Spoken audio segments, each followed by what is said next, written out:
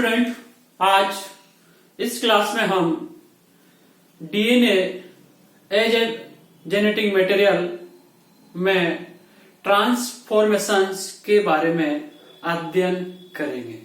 पूर्व की जो क्लास थी उसमें हमने जेनेटिक लॉज के बारे में पढ़ा था और साथ ही साथ इससे पूर्व की क्लास में हमने न्यूक्लियस के बारे में, केंद्रक के बारे में पढ़ा था और हमने देखा था कि जो केंद्रक जो होता है उसमें डीएनए और आरएनए पाया जाता है। डिऑक्सी राइबो न्यूक्लिक एसिड्स और राइबो न्यूक्लिक एसिड्स वहां पर पाए जाते हैं। तो जो न्यूक्लियस होता है, न्यूक्लियस मिलने वाले जो जेनेटिक मटेरियल होता है वो क्या होता है? आरएनए होता है और डीएनए होता है।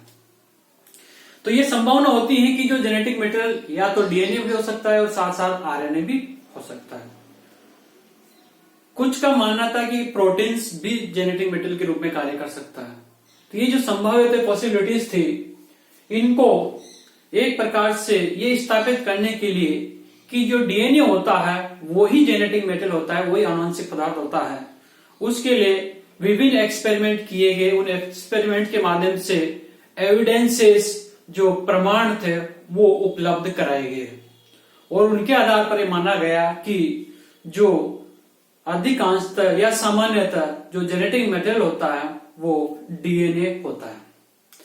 पहला, जो जेनेटिक मटेरियल होने के लिए क्या क्या प्रॉपर्टीज उसमें होनी चाहिए, क्या क्या उसमें गुण होने चाहिए। जेनेटिक मटेरियल होने के लिए इसमें चार मैंने यहां पर कुछ कैरेक्टर्स बताया कि एक तो उसमें रेप्लिकेशन की क्षमता होनी चाहिए, प्रतिकृति की क्षमता होनी चाहिए। रेप्लिकेशन वो प्रोसेस है जिसके माध्यम से जो डीएनए होता है कुछ समय में ही बहुत सारी कॉपीज का निर्माण कर लेता है। किसके माध्यम से? रेप्लिकेशन के माध्यम से। जैसे कि मान लीजिए रेप्लिकेशन जब होता है, प्रतिकृति जब होती है, तो डीएनए का जो फ्रेगमेंट होता है, जो एक प्रकार से जो डीएनए स्ट्रैंड्स होती हैं वो दो फ्रॉग में टूट जाती हैं और उनमें 1 से 2, 2 से 4, 4 से 8, 8 से 16 इस प्रकार से वहां पर रेप्लिकेशन के माध्यम से रेप्लिकेटेड कॉपीज का निर्माण वहां पर होता है। तो वो उनमें क्षमता होनी चाहिए। दूसरा, रेगुलेशन एंड एक्सप्रेशन कैपेबिलिटी।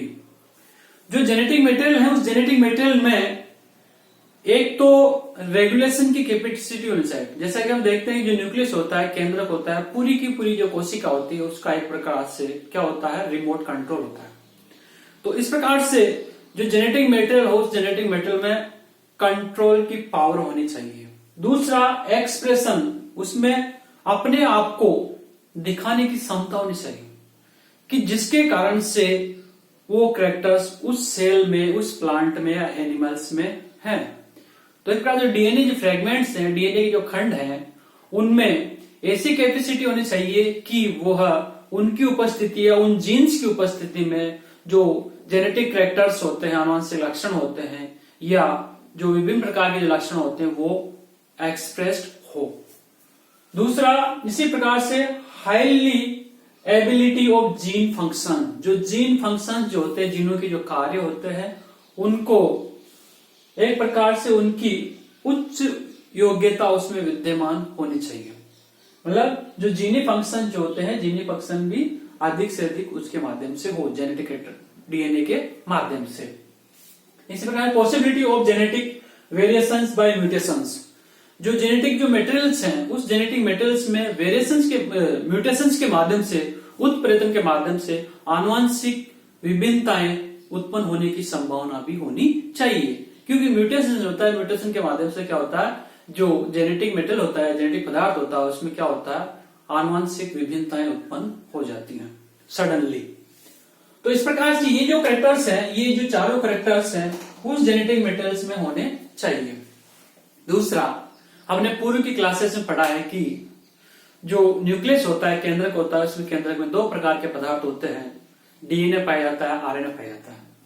तो डीएनए है, ये DNA eukaryotic cells, prokaryotic cells सभी में पाया जाता है। एक प्रकार सार्वत्रिक रूप से यूनिवर्सली विद्यमान होता है। और दूसरा, हमने जो डीएनए है, डीएनए के जो जेनेटिक मटेरियल उसके बारे में पढ़ा था कि जो डीएनए है वो एक प्रकार से जो वाटसन क्रिक ने मॉडल दिया था उसके अकॉर्डिंग डीएनए पाया जाता है। और साथ ही यह जो क्रोमोसोम्स होते हैं, गुणसूत्र होते हैं, जो सटन बोवेर ने क्रोमोसोमल थ्योरी दी थी, गुणसूत्र सिद्धांत दिया था, उसमें बताया था कि जो जीन्स जो होते हैं क्रोमोसोम्स में पाए जाते हैं। तो एक प्रकार से जो क्रोमोसोम्स होते हैं वो कैरियर्स होते हैं, किसके? जीन्स के, जीनों के वाहक होते हैं। और जीन्स के माध्यम से ही क्या होता है, विभिन्न प्रकार के जेनेटिक कैरेक्टर्स वहां पर शो होते हैं। तो इस प्रकार से ये जो एबिलिटी उस मेटेरियल में होनी चाहिए। फिर उसके बाद आता है इसके एविडेंस में कौन कौन से प्रमाण दिए गए। इसके एविडेंस में ये प्रमाण हर्शे चेस ने प्रयोग किया था ट्रांसडक्शन का, इसी प्रकार से डब्ल्यू ग्रिफिथ ने दिया था ट्रांसफॉर्मेशन का, इसी प्रकार से कॉन्जुगेशन का लेडरबाइट टाटम ने दिया था। तो ये जो प्रयोग थे, इन प्रयोगों के आधार पर ये माना गया, ये बताया गया कि जो डीएनए होता है वो डीएनए ही क्या होता है, जेनेटिक मटेरियल होता है। अब हम जो एविडेंस, पहला जो एविडेंस लेंगे ट्रांसफॉर्मेशन इन बैक्टीरिया, जीवाणु में रूपांतरण की क्रिया। ये जीवाणु में जो रूपांतरण की क्रिया है, इसके माध्यम से स्थापित किया गया कि जो डीएनए होता है, डीएनए ही एक प्रकार से जेनेटिक मटेरियल होता है। जो ट्रांसफॉर्मेशन की खोज जो की थी सर्वप्रथम, वो O.F. ग्रिफिथ ने की थी। किसने की थी? O.F. ग्रिफिथ ने 1928 में की थी। किस में की थी? Diplococcus pneumoniae. डिप्लोकोकस न्यूमोनी एक बैक्टीरिया होता है जो कि न्यूमोनिया डिजीज प्रोड्यूस करता है। किनमें? जैसे कि हम वहां पर प्रयोग में जो माउस जो होते हैं, चूहे जो होते हैं, उन चूहों की जो मृत्यु हो रही थी, मृत्यु किस कारण से हो रही? इस बैक्टीरिया के कारण से एक प्रकार से उसमें न्यूमोनिया डिजीज उत्पन्न हो जाता था और न्यूमोनिया डिजीज के कारण से उनकी मृत्यु हो जाते थे। अब डब्ल्यू ग्रिफिथ ने वहां पर इसमें O.F. ग्रिफिथ ने बताया था कि जो डिप्लोकोकस न्यूमोनी जो बैक्टीरिया होता है, इस डिप्लोकोकस न्यूमोनी बैक्टीरिया के दो स्ट्रेन होते हैं, दो प्रभेद होते हैं। एक जो प्रभेद होता है जो विरुलेंट होता है, उग्र प्रभेद होता है, उसको हम क्या कहते हैं? S3 के नाम से इसको पुकारा, S3। तो ये जो प्रभेद था, एक प्रकार से विरुलेंट जो प्रभेद होता है, उनके जो बैक्टीरिया होते थे, स्टेन वाले बैक्टीरिया होते हैं, वो कैप्सुलेटेड होते हैं, उनके चारों ओर एक प्रकार से वो स्मूथ होते थे, चिकने होते थे, कैप्सुलेटेड होते हैं, जो कि पॉलीकार्बोहाइड्रेट का बनी हुई एक प्रकार से चेन वहां पर पाई जाती है, लेयर वहां पर पाई जाती थी। तो वो जो प्रभेद था उसको हम क्या दिया, नाम दिया S3। क्या नाम दिया? S3। दूसरा जो प्रभेद था वो एविरुलेंट के नाम से पुकारा, अनुग्र प्रभेद। ये जो अनुग्र प्रभेद जो है, इसको एक प्रकार से ये बैक्टीरिया रफ बैक्टीरिया थे, खुरदरे बैक्टीरिया थे, ये स्मूथ बैक्टीरिया, क्योंकि उनके चारों कैप्सूल पाएगा, यहाँ कैप्सूल एब्सेंट है। तो कैप्सूल एब्सेंट है, इनकी जो एक प्रकार से जो वॉल होती है वो क्या होती है? मोटी होते हैं। तो ये कैसे होते हैं? रफ बैक्टीरिया होते हैं, खुरदरे बैक्टीरिया होते हैं। और इनका जो नाम दिया गया इन्होंने R2 के नाम से इन्होंने पुकारा। तो एक प्रकार से जो विरुलेंट और S3 जो स्टेन वाले बैक्टीरिया है वो कैप्सुलेटेड होते हैं, और एविरुलेंट R2 जो बैक्टीरिया होते हैं वो कैसे होते हैं? नॉन कैप्सुलेटेड होते हैं। जो डब्ल्यू ग्रिफिथ ने जो O.F. ग्रिफिथ ने जो प्रयोग किया था, वो प्रयोग का एक्सपेरिमेंट इस प्रकार से उन्होंने बताया था। उनका जो पहला जो प्रयोग था, उस फर्स्ट प्रयोग में उन्होंने क्या किया, जो स्ट्रेन 3 वाले जो लाइव बैक्टीरिया थे, उन बैक्टीरियाज को उन्होंने इंट्रोड्यूस कराया, इंजेक्ट कराया, किसमें? माउस में, इंजेक्शन के माध्यम से। तो बाद में देखा कि कुछ समय बाद में वो माउस क्या हो गए? डेड हो गए, मृत हो गए। दूसरा प्रयोग था उनका, दूसरे प्रयोग में उन्होंने क्या किया, जो दूसरा प्रभेद था इनका R2, इस R2 वाले बैक्टीरिया को इन्होंने इंजेक्ट कराया माउस में, और बाद में पाया कि वो जो माउस थे वो कैसे थे? लाइव थे, जिंदा थे, उनकी मृत्यु नहीं हुई। जबकि तीसरा जो प्रयोग था इन्होंने क्या किया, जो S3 वाले जो बैक्टीरिया था, जो विरुलेंट प्रभेद वाले बैक्टीरिया था, उनको 60 डिग्री सेंटीग्रेड टेम्परेचर में क्या किया, उनको गर्म किया, और गर्म करने के बाद वो कैसे हो गए? डेड हो गए। उनको लाइव R2 वाले बैक्टीरिया के साथ क्या किया, उन्होंने मिक्सर बनाया, और मिश्रण बना करके उनको किसमें? माउस में इंजेक्ट करा दिया। और माउस में इंजेक्ट कराने के बाद में देखा कि वहां पर जो माउस थे वो डेड हो गए, और साथ ही वहां पर लाइव S3 टाइप के बैक्टीरिया, स्ट्रेन वाले बैक्टीरिया वहां पर प्रेजेंट पाए गए। उसी दौरान एक प्रकार से जो ओजी ग्रिफिथ था वो इसकी व्याख्या नहीं कर पाया।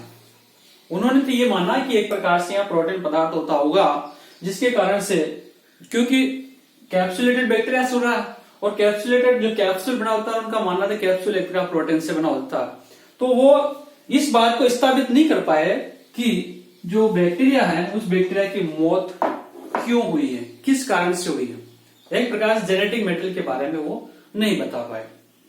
और दूसरा ये जो बैक्टीरिया की मौत हो रही है, क्यों हो रही है कि जो डिप्लोकोकस न्यूमोनिया बैक्टीरिया है वो न्यूमोनिया प्रोड्यूस करता है, न्यूमोनिया डिजीज उत्पन्न करता है, जिसके कारण से उनकी मौत होती है। बाद में जो जर्मनी के 3 वैज्ञानिक थे, महिला वैज्ञानिक थे, ये OT Avery, Colin MacLeod and McLean McCarthy, इन्होंने 1944 में इस प्रयोग को आगे दोहराया, इस प्रयोग को आगे किया और उन्होंने भी यही रिजल्ट वहां पर प्राप्त हुए। और रिजल्ट प्राप्त होने के बाद में इन्होंने बताया कि जिस कारण से S3 स्ट्रेन के कारण से, जिनके कारण से बैक्टीरिया, इनकी माउस की मौत होती है, वो पदार्थ एक प्रकार से जो रेस्पॉन्सिबल जो मेटल होता है वो डीएनए होता है। क्या होता है? डीएनए होता है। और इस प्रकार से इन्होंने जो S3 वाला जो डीएनए होता है वो एक प्रकार से जेनेटिक मेटेरियल के रूप में कार्य करता है, आनुवंशिक पदार्थ के रूप में कार्य करता है और वो एक प्रकार से न्यूमोनिया डिजीज के लिए रेस्पॉन्सिबल होता है। अब इन्होंने, क्योंकि वहां पर थोड़ा संदेह था कि ये प्रोटीन की वजह से हो रहा है, तो इन्होंने क्या किया, S3 वाले जो बैक्टीरिया थे उन S3 वाले बैक्टीरिया को पहले तो आइसोलेट किया, पृथक किया, पृथक करके एक प्रकार टेस्ट ट्यूब के माध्यम से, परखने के माध्यम से उनमें उनकी जो कैप्सूल जो होती थी उस कैप्सूल को क्या कर दिया, एंजाइमेटिक मेथड्स के माध्यम से इस कैप्सूल को रिमूव कर दिया। और एंजाइमेटिक माध्यम से कैप्सूल को रिमूव करने के बाद में S3 वाले बैक्टीरिया को वापस माउस में इंजेक्ट कराया और माउस में इंजेक्ट कराने के बाद भी पाया कि माउस एक प्रकार से डेड हो गए, मृत पाए गए।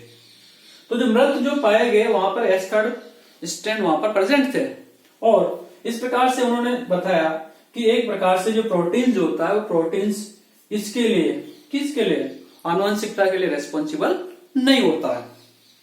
फिर उसके बाद में दूसरा भी इन्होंने एक प्रयोग और किया। उस प्रयोग में देखा कि इन्होंने डीएनए पॉलीमरेज एंजाइम के माध्यम से उस डीएनए को क्या कर दिया, मतलब उसको लाइसिस कर दिया, लैन कर दिया, डीएनए को उन्होंने रिमूव कर दिया और रिमूव करने के बाद में उस कैप्सूल का माउस में इंजेक्ट कराया। तो एक प्रकार से जो माउस थे वो सारे लाइव थे, जिंदा थे।